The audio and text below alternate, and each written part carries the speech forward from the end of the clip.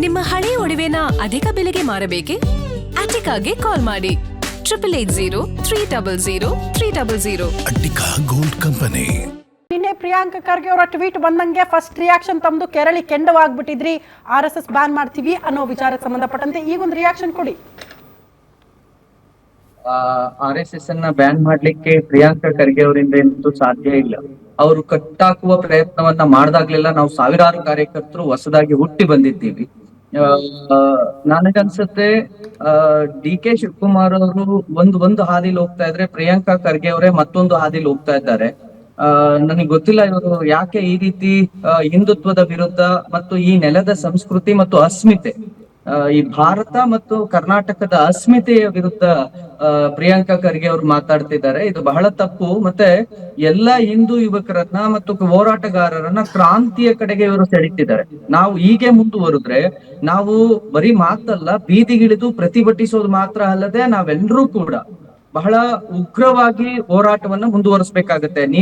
ನೀವೇನು ಕಾನೂನು ಇದೆ ಅಥವಾ ನನ್ನ ಕೈಲಿ ಸರ್ಕಾರ ಇದೆ, ನನ್ನ ಕೈಲಿ ನಾನೊಬ್ಬ ಸಚಿವ ಇದ್ದೀನಿ, ನಾನು ಗೃಹ ಮಂತ್ರಿ ಇದ್ದೀನಿ, ನಾನ್ ಕಟ್ಟಾಕ್ಬಿಡ್ತೀನಿ ಅಂತ ಅನ್ಕೊಂಡ್ರೆ ನಿಮಗೆ ಹೇಳ್ತೀವಿ, ನಾವು ಗೃಹ ಸಚಿವರಿಗೆ ನೇರವಾಗಿ ಹೇಳ್ತೇವೆ, ಈಗ ಖರ್ಗೆ ಅವರೇ ನೀವು ಈ ಕೆಲಸ ಮಾಡ್ತೀನಿ ಅಂತ ಹೋದ್ರೆ ನಾವು ಭಯ ಪಡೋದಿಲ್ಲ, ನಾವು ಬೀದಿಗಿಳಿತೀವಿ. ಭಯ ಪಟ್ಟು ಇವ್ರು ಕುಳ್ಕೋರೆ ಒಳಗಡೆ ಅವ್ರು ಮೊದಲೇ ಹಾಕೊಂಡ್ಬಿಟ್ಟಿದ್ರು. ತುಂಬಾ ಜನ ಗೃಹ ಸಚಿವರು ಆದ ತಕ್ಷಣ ಎಲ್ಲರೂ ಭಯ ಪಡ್ತಾರೆ ಹಿಂದೂ ಕಾರ್ಯಕರ್ತರು. ಖಂಡಿತವಾಗಿಯೂ ಇಲ್ಲ. ಖಂಡಿತವಾಗಿಯೂ ನಿಮ್ಮ ಈ ಏನು ಕೊಳಕು ಭಾಷೆಗಳಿಗಾಗ್ಲಿ ಅಥವಾ ನೀವು ಭಯ ಪಡಿಸಿದ್ರೆ ಭಯ ಪಡೋದಕ್ಕೆ ನಾವ್ ಯಾರು ಕೂಡ ನಾವು ಆ ರೀತಿಯಾದಂತ ವ್ಯಕ್ತಿಗಳಲ್ಲ. ನಿಮ್ಮ ಏನು ಮಾತಾಡ್ತಾ ಇದ್ದೀರಿ ಅವರು ಅದನ್ನೇ ಹೇಳ್ತಿದ್ದಾರೆ.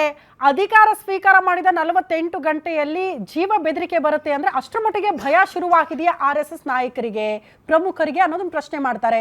48 ಗಂಟೆಯಲ್ಲಿ ಜೀವ ಬೆದರಿಕೆ ಯಾಕೆ? ಭಯ ಇರೋದು ಯಾರಿಗೆ ಅಸಲಿಗೆ? ಎಲ್ಲಿದೆ ಜೀವ ಬೆದರಿಕೆ? ನಮಗ್ ಬರ್ತಾ ಇರೋದು ಜೀವ ಬೆದರಿಕೆ ಕರೆಗಳು. ಇವರು ಗೃಹ ಮಂತ್ರಿ ಆದ ತಕ್ಷಣ ಮಂಗಳೂರಿನಿಂದ 3-4 ಕರೆಗಳು ಬಂದಿದ್ದಾವೆ. ನಿಮ್ಮನ್ನ ಮರ್ಡರ್ ಮಾಡ್ತೀವಿ, ನಿಮ್ಮನ್ನ ಕೊಚ್ಚಾಕ್ತಿವಿ, ನಿನ್ನ ಮುಖ ಸಿಗದಂತೆ ಕೊಚ್ಚಾಕ್ತಿವಿ ಅನ್ನೋದು ಬೆದರಿಕೆ ಕರೆಗಳು ಹಿಂದೂ ಕಾರ್ಯಕರ್ತರಿಗೆ ಬಂದಿದೆಯೇ ಹೊರತು ಒಬ್ಬ ಗೃಹ ಸಚಿವರಿಗೆ ಎಲ್ಲಿ ಬಂದಿದೆ? ಅಕಸ್ಮಾತ್ ಬರ್ತಿದೆ ಅಂತಂದ್ರೆ ಅದು ನೀವು ಅದನ್ನ ಸರಿಯಾಗಿ ಯಾರಿದ್ದಾರೆ ತೆಗೆದು ಆಚೆ ಕರ್ಕೊ ಬನ್ನಿ. ಅದರಿಂದ ಏನಾದ್ರು RSS ಇದೆಯಾ? ನೀವು ಸುಮ್ನೆ ಕುತ್ಕೊಂಡು ಬಾಯಲ್ಲಿ ಹೇಳೋದಲ್ಲ. ನೀವು ಒಬ್ರು ಗೃಹ ಸಚಿವರಿದ್ದೀರಿ, ಸುಮ್ನೆ ಬಾಯಿಗೆ ಬರುತ್ತೆ ಅಂತ ಹೇಳೋದಲ್ಲ. ನೀವು ತೋರಿಸಿ ಯಾರು ಕರೆ ಮಾಡಿತ್ತು ಅಥವಾ ಯಾರು ಬೆದರಿಕೆ ಹಾಕಿರೋದು ನಿಮಗೆ? ಎಲ್ಲಿ ಬೆದರಿಕೆ ಬಂದಿದೆ? ಹಿಂದೂ ಕಾರ್ಯಕರ್ತರಿಗೆ ಬರ್ತಾ ಇರೋದು ಬೆದರಿಕೆ ಕರೆಗಳು, ನಿಮಗಲ್ಲ. ಉನ್ನತ ಸ್ಥಾನದಲ್ಲಿರೋರು ಗೃಹ ಮಂತ್ರಿಗಳಿಗೆ ಒಂದು ಬೆದರಿಕೆ ಕರೆ ಬರ್ತಂದ್ರೆ ಸುಖ ಸುಮ್ನೆ ಆರೋಪ ಮಾಡ್ತಾರ? ಪ್ರೂಫ್ ಇಟ್ಕೊಂಡಿದ್ದಾರೆ, ಅರೆಸ್ಟ್ ಆಗಿದ್ದಾನೆ ಬಿಡಿ ಆ ವ್ಯಕ್ತಿ, ಆ ಬೇರೆ ವಿಚಾರ. ಪುನೀತ್ ಅವರು ನೀವು ಹೇಳ್ತಾ ಇದ್ದೀರಿ ನಮ್ಮ ನೆಲದ ಅಸ್ಮಿತೆ, ನಮ್ಮ ನೆಲದ ಸಂಸ್ಕೃತಿ ಬಗ್ಗೆ ಪದೇ ಪದೇ ಮಾತಾಡ್ತಿದ್ದಾರೆ ಅಂತ. RSS ವಿಚಾರ ಮಾತಾಡ್ತಿದ್ದಾರೆ, ನಮ್ಮ ನೆಲದ ಅಸ್ಮಿತೆ ಅಥವಾ ಸಂಸ್ಕೃತಿ ಬಗ್ಗೆ ಎಲ್ಲೂ ಕೂಡ ಪ್ರಿಯಾಂಕ ಖರ್ಗೆ ಅವರು ಮಾತಾಡ್ಲಿಲ್ಲ ಅಂತ. ಯಾಕೆ ವಿಚಾರ ಪುನೀತ್ ಅವರು ಪ್ರಸ್ತಾಪ ಮಾಡ್ತಿದ್ದಾರೆ ಅನ್ನೋದು ಪ್ರಶ್ನೆ. ಅವ್ರು ಕೇಳಿದ್ರಲ್ಲಿ ತಪ್ಪೇನಿದೆ ರೀ? ಟ್ರಾನ್ಸ್ಪರೆನ್ಸಿ ಇರಬೇಕು ಅಂತ ಬಿಜೆಪಿ ನಾಯಕರೇ ಹೇಳ್ತಾರೆ, RSS ನವರೇ ಹೇಳ್ತಾರೆ. ಆ ಟ್ರಾನ್ಸ್ಪರೆನ್ಸಿಯನ್ನೇ ನಾವು ಬಯಸ್ತಾ ಇದೀವಿ. ಫಂಡಿಂಗ್ ಎಲ್ಲಿಂದ ಬರ್ತಾ ಇದೆ ಅದ್ರ ಬಗ್ಗೆ ಒಂದು ಟ್ರಾನ್ಸ್ಪರೆನ್ಸಿ ಬೇಕಲ್ಲ, ಲೆಕ್ಕ ಕೊಡಿ ದೇಶದ ಜನತೆಗೆ ಅಂತ. ತಪ್ಪೇನಿದೆ? ಭಯ ಯಾಕೆ ರಿಜಿಸ್ಟ್ರೇಷನ್ ಆಗಿಲ್ಲದೆ ಇರೋ ಸಂಘ ಪರಿವಾರಕ್ಕೆ? ನೀವು ನೋಟಿಸ್ ಮಾಡಿ, ಮಾಧ್ಯಮಗಳಲ್ಲಿ ಯಾಕೆ ಮಾತಾಡ್ತೀರಿ? ಕಾನೂನಾತ್ಮಕವಾಗಿ ಪ್ರಶ್ನೆ ಮಾಡಿ. ಕೋರ್ಟ್ ಇದೆ, ನ್ಯಾಯಾಲಯ ಇದೆ, ಗೃಹ ಸಚಿವರಿದ್ದೀರಿ. ನೀವ್ ಯಾಕೆ ಮಾಧ್ಯಮಗಳ ಮುಂದೆ ಬಂದು ಈ ಹೇಳಿಕೆ ಕೊಡ್ತೀರಿ? ನಿಮ್ ಕೈಲಿ ಅಧಿಕಾರ ಇದೆ, ನೀವು ಚೆಕ್ ಮಾಡಿ, ನೀವು ಪರಿಶೀಲನೆ ಮಾಡಿ. ತಪ್ಪಿದ್ರೆ ಹೇಳಿ. ಒಂದೇ ಒಂದು ಕಾನೂನು ಬಾಹಿರ ಚಟುವಟಿಕೆ ನಾವು ಮಾಡಿದ್ರೆ ನೀವು ಪ್ರೂವ್ ಮಾಡ್ರಿ. ಹಿಂದೂ ಮುಸ್ಲಿಂ ವಿಷ ಬೀಜ ಬಿತ್ತೋ ಕೆಲಸ ಆಗ್ತಾ ಇರೋದೇ RSS ನವರಿಂದ. ಸೊ ದೇಶದ ಸಾಮರಸ್ಯ ಕದಡೋ ಕೆಲಸಗಳಾಗ್ತಾ ಇರೋದೇ RSS ನಿಂದ. ನಾವೆಲ್ಲ ಒಗ್ಗಟ್ಟಾಗಿದ್ದೀವಿ, ಒಗ್ಗಟ್ಟಾಗಿರುವ ಮನಸ್ಸುಗಳನ್ನ ಬೇರ್ಪಡಿಸ್ತಾ ಇರೋದು RSS ಅವರೇ. ನೀವು ಪ್ರೂವ್ ಮಾಡಿ ಅಲ್ಲ. ನೀವು ಬರೀ ಮಾಧ್ಯಮ ಹೇಳಿಕೆ ಕೊಡುವ ಸಚಿವರಾಗ್ಬೇಡಿ, ಸೋಷಿಯಲ್ ಮೀಡಿಯಾ ಸಚಿವರಾಗ್ಬೇಡಿ. ನಾವ್ ಎಲ್ಲಾ ರೀತಿ ಮಾಡಿದೀವಿ, ನೀವು ಪ್ರೂವ್ ಮಾಡಿ. ಯಾಕೆ ಸಮಾಜದಲ್ಲಿ ವಿಷ ಬೀಜ ಬಿತ್ತಾ ಇರೋರು ನೀವು? RSS ನ ನೀವು ಮುಸ್ಲಿಂ ವಿರೋಧಿ ಅಂತ ತೋರಿಸಿ, ನೀವು ಮುಸ್ಲಿಂ ಓಟ್ ನ ತಗೊಳಕೋಸ್ಕರ ನಮ್ಮನ್ನ ಯಾಕೆ ಹಂಗ್ ಮಾಡ್ತೀರಿ? ನಾವೇನಾರು ಹಂಗ್ ಮಾಡಿದ್ರೆ ತೋರಿಸಿ. ಕಾನೂನು ನಮಗೆ ಯಾವ ಹಕ್ಕುಗಳನ್ನು ಕೊಟ್ಟಿದ್ಯೋ ಅದೇ ಕಾನೂನುಗಳ ಹಕ್ಕನ್ನ ಬಳಸ್ಕೊಂಡು ಸಂವಿಧಾನ ನಮಗೆ ಏನು ರೈಟ್ಸ್ ಕೊಟ್ಟಿದ್ಯೋ ಆ ರೈಟ್ಸ್ ಅನ್ನ ನಾವು ಹೋರಾಟ ಮಾಡ್ತಾ ಇದೀವಿ. ನಾವು ಸಂಘ ಸ್ಥಾಪನೆ ಮಾಡಿದ್ವಿ, ಸಂವಿಧಾನದ ಅಡಿಯಲ್ಲಿ ಸ್ಥಾಪನೆ ಮಾಡಿದೀವಿ. ನಾವು ಸಂವಿಧಾನದ ಅಡಿಯಲ್ಲಿ ಕ್ರಮ ಜರುಗಿಸಿ ಸಂವಿಧಾನದ ಅಡಿಯಲ್ಲಿ ಸ್ಥಾಪನೆ ಆಗಿದೆ ಅಂತ ಅಂದರೆ ರಿಜಿಸ್ಟರ್ ಆಗಬೇಕಲ್ಲ. ಕಾನೂನು ಪ್ರಕಾರ ರಿಜಿಸ್ಟ್ರೇಷನ್ ಆಗಬೇಕಾಗಿತ್ತು, ಯಾಕಾಗ್ಲಿಲ್ಲ? ಸಂವಿಧಾನ ಪ್ರಕಾರವಾಗಿ ನಡೆದುಕೊಳ್ತಿದ್ದೀರಿ ಅಂತ ಅಂದ್ರೆ ದಾಖಲೆಗಳನ್ನ ತೋರಿಸಿ ಅಂತಿದ್ದಾರೆ. ನೀವು ಕೇಳಿ ಅಧಿಕೃತವಾಗಿ ಮಾಧ್ಯಮದ ಮುಂದೆ ಕೇಳಿ, ದಾಖಲೆ ತೋರ್ಸಕ್ಕಾಗಲ್ಲ. ನೀವು ಅಧಿಕೃತವಾಗಿ ಲೆಟರ್ ಕೊಡಿ ನಮಗೆ. ನೀವು ಯಾರಿಗೆ ಲೆಟರ್ ಕೊಡ್ತೀರಿ ಕೊಡಿ. ನೀವು ಮಾಧ್ಯಮದ ಪ್ರಚಾರಕ್ಕೆ ಬಂದು ಹೇಳ್ತೀರಿ ಒಬ್ರು ಗೃಹ ಮಂತ್ರಿಯಾಗಿ. ಅಂದ್ರೆ ನಿಮ್ಮ ಪ್ರಕಾರ ಪ್ರಚಾರ ಪ್ರಿಯರಾಗ್ಬಿಟ್ಟಿದ್ದಾರೆ ಸಚಿವ ಪ್ರಿಯಾಂಕ್ ಖರ್ಗೆ ಅವರು. RSS ಬಿಟ್ರೆ ಬೇರೆ ಅಸ್ತ್ರಗಳಿಲ್ಲ ಪ್ರಿಯಾಂಕ್ ಖರ್ಗೆ ಅವರ ಬಳಿ.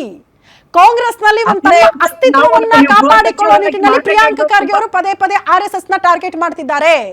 ನಿಮ್ಮ ಪ್ರಕಾರ? ಖಂಡಿತವಾಗಿ ಹೇಳ್ತಾ ಇದ್ದೀನಿ, ಅವರಿಗೆ ತನ್ನ ಖಾತೆಯನ್ನು ನಿರ್ವಹಿಸ್ಲಿಕ್ಕೆ ಬರೋದಿಲ್ಲ. RSS ಅನ್ನ ಬೈದ್ರೆ ನಾನು ಗೃಹ ಸಚಿವ ಅನ್ಕೊಂಡಿರ್ಬೇಕು. ಅಲ್ಲ, ಪಕ್ಷ ಡಿಸೈಡ್ ಮಾಡತ್ ಬಿಡಿ, ಆ ಖಾತೆ ನಿರ್ವಹಿಸಕ್ ಬರುತ್ತಾ ಇಲ್ವಾ, ಅವ್ರು ಕೆಪಬಲ್ ಇದಾರಾ ಇಲ್ಲ ಪಕ್ಷ ತೀರ್ಮಾನ ಮಾಡುತ್ತೆ. ನೀವಲ್ಲ ಪುನೀತ್ ಅವ್ರೆ, ನೀವ್ ಅದನ್ನ ಡಿಸೈಡ್ ಮಾಡ್ಬೇಕಾಗಿಲ್ಲ. ನೀವ್ ಅದನ್ನ ಡಿಸೈಡ್ ಮಾಡೋದು ಬೇಡ, ಪಕ್ಷ ತೀರ್ಮಾನ ಮಾಡುತ್ತೆ. ಎನಿವೆ ಪುನೀತ್ ಅವ್ರೆ ಎನಿವೆ ನಿಮ್ಮ ನೀವು ಹಿಂದೂಗಳ ವಿರುದ್ಧ ಮಾತಾಡಿದಾಗ, ಹಿಂದೂಗಳ ಅಸ್ಮಿತೆ ವಿರುದ್ಧ ಮಾತಾಡಿದಾಗ ನಾವು ನಿಮ್ ಬಗ್ಗೆ ಮಾತಾಡ್ಬೇಕಾಗಿ ಬರುತ್ತೆ. ಓಕೆ ಪುನೀತ್ ಅವರೇ, ಥ್ಯಾಂಕ್ ಯು. ಗ್ಯಾರಂಟಿ ನಿಮ್ಮ ಜೊತೆ ಮಾತನಾಡಿದ್ದಕ್ಕಾಗಿ. Okay thank you. ಇಷ್ಟೊತ್ತು ನಮ್ಮ ಜೊತೆಗೆ ಜಾಯಿನ್ ಆಗಿ ಮಾತಾಡಿದ್ದಕ್ಕೆ. ಭಾಸ್ಕರನ್ ಸರ್, ಕೊನೆ ವರ್ಡ್. ನೋಡಿ, ಈಗ ರಿಜಿಸ್ಟ್ರೇಷನ್ ಅಂತ ಹೇಳ್ತಾ ಇದ್ದಾರೆ. ರಾಷ್ಟ್ರೀಯ ಸ್ವಯಂ ಸೇವಕ ಸಂಘದ ಅಡಿಯಲ್ಲಿ 34ಕ್ಕೂ ಹೆಚ್ಚು ಆರ್ಗನೈಸೇಷನ್ಸ್ ಕೆಲಸ ಮಾಡ್ತವೆ. ಅದರಲ್ಲಿ ಸ್ಕೂಲ್ಗಳಿದೆ, ಸ್ವಸಹಾಯ ಸಂಘಟನೆಗಳಿದೆ. ದುಡ್ಡು ಎಲ್ಲಿಂದ ಬರುತ್ತೆ ಎಲ್ಲ ಬ್ಲ್ಯಾಕ್ ಆ್ಯಂಡ್ ವೈಟ್ ಅಲ್ಲಿ ಇದೆ. ರಾಷ್ಟ್ರೋತ್ಥಾನ ಪರಿಷತ್ತಿನ ಮೇನ್ ಅಕೌಂಟ್ ಅಡಿಯಲ್ಲಿ ಇವರು ಕೆಲಸ ಮಾಡ್ತಾರೆ. ಈಗ ಇವರಿಗೆ RSSನವರು ಅನೈತಿಕ ಚಟುವಟಿಕೆ ಮಾಡ್ತಾರೆ, ಭಯೋತ್ಪಾದಕ ಚಟುವಟಿಕೆ ಮಾಡ್ತಾರೆ ಅಂದರೆ ಗೃಹ ಇಲಾಖೆ ನಿಮ್ಮ ಕೈಯಲ್ಲಿದೆ. DGP ಇದ್ದಾರೆ, ಎಲ್ಲ ಜಿಲ್ಲೆಗಳ SP ಗಳು ಮತ್ತು ಕಮಿಷನರ್ಗಳಿದ್ದಾರೆ. ನೀವು ಎಲ್ಲ ಕಚೇರಿಗಳ ಮೇಲೆ ರೈಡ್ ಮಾಡಿ FIR ಹಾಕಿ ಕೋರ್ಟ್ ನಿಲ್ಲಿಸಿ ನಿಮಗೆ ತಾಕತ್ತಿದ್ರೆ. ದಿನ ಬೆಳಗಾದ್ರೆ ಈಗ ಮಲ್ಲಿಕಾರ್ಜುನ್ ಖರ್ಗೆ ಅವರ ತಂದೆ, ಅವ್ರಿಗೆ ಯಾಕೆ ಖರ್ಗೆ ಅಂತ ಇಟ್ಟರು ನಮಗೆ ಗೊತ್ತಿಲ್ಲ. ಇವರು ಮಲ್ಲಿಕಾರ್ಜುನ್ ಖರ್ಗೆ ಅವರು ಪ್ರಿಯಾಂಕ್ ಖರ್ಗೆ ಅಂತ ಇಡಬಾರ್ದಾಗಿತ್ತು, ಪ್ರಿಯಾಂಕ ಕಾಗೆ ಅಂತ ಇಡಬೇಕಾಯ್ತು. ಯಾಕಂದ್ರೆ ದಿನ ಬೆಳಗಾದ್ರೆ ಕಾ ಕಾ ಕಾ ಕಾ ಅನ್ನೋದು ಬಿಟ್ಟು ಇನ್ನೇನು ಬರಲ್ಲ ಮರಿ ಕಾಗೆಗೆ. ಆಯ್ತಲ್ಲ, ಇದು ಈ ಅನಿಷ್ಟ ಪದ್ಧತಿಯನ್ನ ಕಾಂಗ್ರೆಸ್ನವರು ಬಿಡಬೇಕು, ಅವ್ರಿಗೆ ಕಡಿವಾಣ ಹಾಕಬೇಕು. ಇಲ್ಲ ಅಂದ್ರೆ ರಾಜ್ಯದಲ್ಲಿರೋ ಎಲ್ಲಾ ಕೋಟಿ ಹಿಂದೂಗಳು ರಸ್ತೆಗಿಳಿದು ಅವ್ರಿಗೆ ಗೃಹ ಸಚಿವಾಲಯ ಇಲ್ದಂಗೆ ನಾವು ಮಾಡ್ತೀವಿ.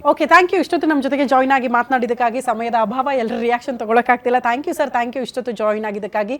ಎನಿವೇ, ಸಚಿವ ಪ್ರಿಯಾಂಕ್ ಖರ್ಗೆ ಅವರು ಗೃಹ ಸಚಿವರಾಗಿ ಅಧಿಕಾರ ಸ್ವೀಕಾರ ಮಾಡಿದ ಬಳಿಕ 48 ಗಂಟೆಯಲ್ಲೇ ಆಬ್ವಿಯಸ್ಲಿ ಅವರ ಅಜೆಂಡಾ ಇದ್ದಿದ್ದು RSSನ ಬ್ಯಾನ್ ಮಾಡಬೇಕು ಅಂತ ಈ ಹಿಂದೆ ಕೂಡ ಅವರು IT-BT ಸಚಿವರಾದಾಗಲೂ ಕೂಡ ಟಾರ್ಗೆಟ್ ಮಾಡಿದ್ರು.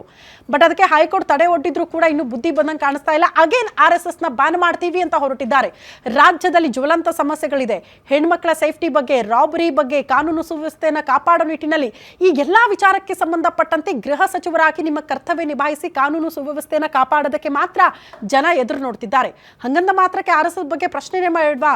ಈಗ ತಾನೇ ಪುನೀತ್ ಕೆರೆಹಳ್ಳಿ ಅವರು ಹೇಳ್ತಾ ಇದ್ರು, ಸೋಷಿಯಲ್ ಮೀಡಿಯಾ ಸಚಿವರಾಗಬೇಡಿ, ಮಾಧ್ಯಮದ ಮುಂದೆ ಬಂದು ಇದ್ರ ಬಗ್ಗೆ ನೀವು ಚಕಾರ ಎತ್ತಬೇಡಿ, ನೀವು ಮಾಡ್ತೀರಿ ಅಂತ ಆದ್ರೆ ಕಾನೂನು ಹೋರಾಟಗಳನ್ನ ಮಾಡಿ. ಅದನ್ನ ಬಿಟ್ಟು ಈ ರೀತಿ ಸ್ಟೇಟ್ಮೆಂಟ್ಗಳು ಬೇಡ, ಬೇರೆ ರೀತಿ ವಿಷ ಬೀಜ ಬಿತ್ತೋ ಕೆಲಸಗಳು ಆಗೋದು ಬೇಡ ಅಂತ ಎನಿವೆ ಅದನ್ನ ಅರ್ಥ ಮಾಡ್ಕೊಳ್ತಾರೆ ಪ್ರಿಯಾಂಕ್ ಖರ್ಗೆ ಅವರು ಅಂತ ಹೇಳ್ತಾ